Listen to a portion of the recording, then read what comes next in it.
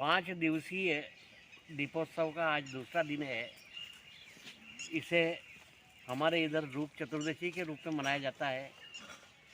दीपावली देश के अलग अलग हिस्सों में अलग अलग तरह से मनाई जाती है। इसे आज नरक चतुर्दशी भी कहा जाता है।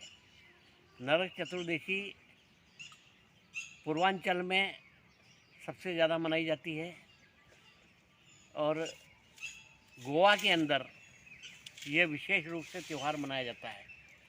इस दिन नरकासुर के पुतले बनाए जाते हैं और उन्हें पन्नियों से, पेपरों से, पटाखों से सजाया जाता है और उसे सुबह सुबह चौदस के दिन जलाया जाता है।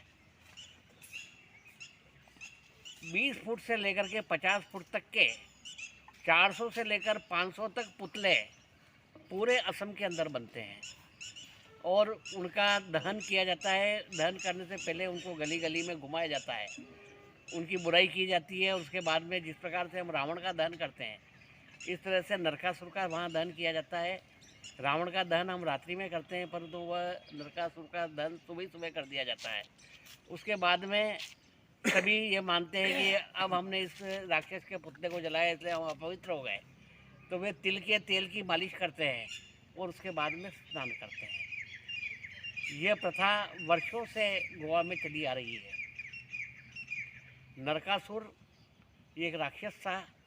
श्रीमद् भागवत महापुराण में इसकी कथा आती है कि इसने बहुत तपस्या की, तब ब्रह्मा जी प्रकट हुए तो ब्रह्मा जी से उसने वरदान मांगा कि हे प्रभु, मैं भूमि का पुत्र हूँ, इसलिए मैं मेरी माँ के अलावा किसी के द्वारा भी नहीं मारा जाऊँ।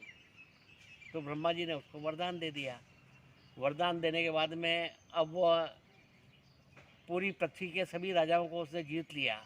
राक्षसी प्रवृत्ति होती है कि वह कभी भी तृप्त नहीं होता है और चाहिए उसे, तो वह संतुष्ट नहीं होने के कारण उसने देवलोक पर हमला कर दिया और देवलोक पर विजय प्राप्त करके इंद्रासन पर अधिकार कर लिया। इंद्र वहाँ से भग गए। जब सब देवताओं की हालत ऐसी खराब हो गई, तब देवताओं की माता अदिति ने भगवान वासुदेव से प्रार्थना की कि आप हमें इस संकट से मुक्त कराइए। तब कृष्ण भगवान द्वारका से सत्यभामा को लेकर के गरुड़ पर सवार होकर के नरकासुर की राजधानी प्राग ज्योतिषपुर, जिसे आज असम कहा जाता है, वहाँ आए। नरकासुर के और भगवान श्री कृष्ण के बीच में भयंकर युद्ध हुआ, परंतु भगवान श्री कृष्ण से नरकासुर नहीं मारा जा सकता, क्योंकि ब्रह्मा जी ने उसे वरदान दे रखा था कि मेरी माँ के अलावा मुझे और कोई नहीं मार सकता। तो भगवान कृष्ण ने एक लीला की और नरकासुर के त्रिशूल से वो घायल होकर के गिर पड़े और अचेत हो गए। तब सत्यभामा उनके साथ में थी, तो सत्यभामा ने भगवान श्री कृष्ण का धनुष, जिसका नाम है सारंग, उसको उठाया और एक ही बाण प्राण हर लीना, एक ऐसा बाण चलाया कि वो नरकासुर वही मर गया।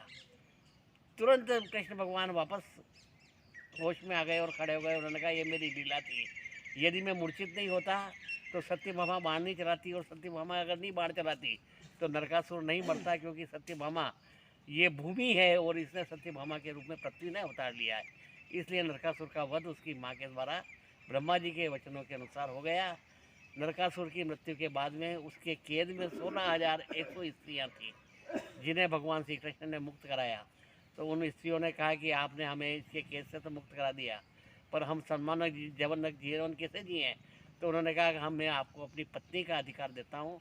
इस प्रकार से 8 पत्नियाँ श्री कृष्ण भगवान की पहले से थी, जिनका नाम क्रमशः इस प्रकार है कि सत्य रुक्मणी, सत्यभामा, कालिंदी और जामवंती, सत्या, भद्रा, मित्रवंदा और लक्ष्मणा, ये 8 पत्नियाँ पहले से थी और 16,100 मिलने के बाद में 16,108 पत्नियाँ श्री कृष्ण भगवान की हुई।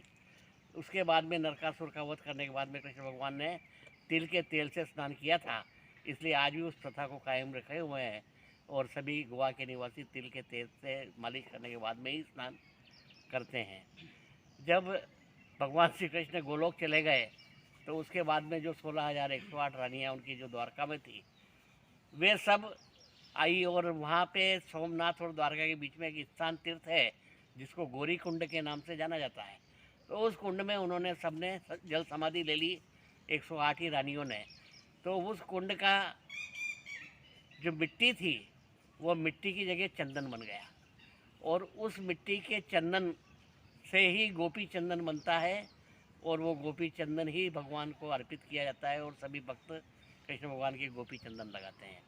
उसकी मिट्टी जो निकलती है उस तालाब के अंदर से, वो गोपी चंदन के नाम से बनती है, और उसके को गोपी चंदन को सुखा करके और इस तरह से सभी पूरे हिंदुस्तान में उसका वितरण किया जाता है। तो आज नरक चतुर्दशी है और रूप चतुर्दशी भी है, तो आज दोनों महत्वपूर्ण है। और हमारे इधर नरक चतुर्दशी का उतना महत्व और प्रभाव नहीं है जितना पूर्वांचल और असम और गोवा के अंदर है।